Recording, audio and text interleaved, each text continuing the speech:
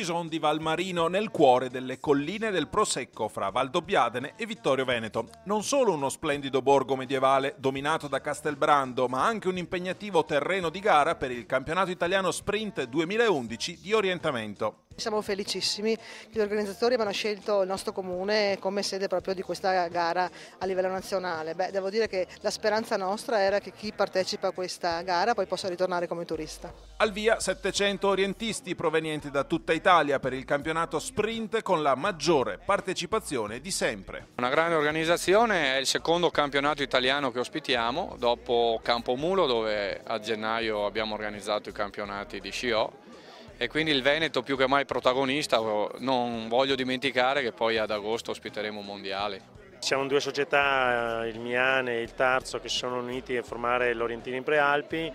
Abbiamo un buono staff organizzativo, è una grossa soddisfazione avere quasi 1000 atleti. Credo che sia una grande manifestazione per i nostri paesi questa qua.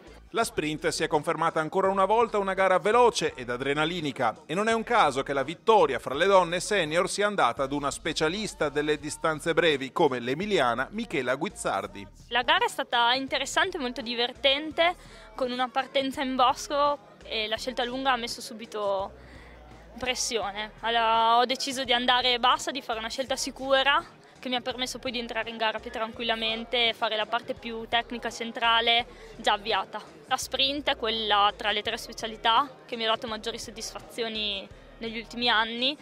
L'obiettivo è quello di migliorare anche nelle gare in bosco. Sono stata contenta lo scorso anno e spero anche di esserlo quest'anno. In campo maschile festeggia il suo primo titolo italiano assoluto il 31enne della Forestale Alessio Tenani. Ho deciso che era meglio fare la scelta più corta perché tutto sommato era 40 metri in meno e anche se c'era l'acqua e un po' di ciottoli ha comunque pagato. In termini cronometrici è stata una scelta decisiva. Non ho sbagliato niente. Ho affrontato la prima parte nel bosco con il giusto ritmo, cercando di essere preciso sui punti. Una volta finita la parte più tecnica iniziava il paese, tracciato molto bene, era proprio una gara molto bella, adatta anche a me con tanti cambi di ritmo, anche di direzione.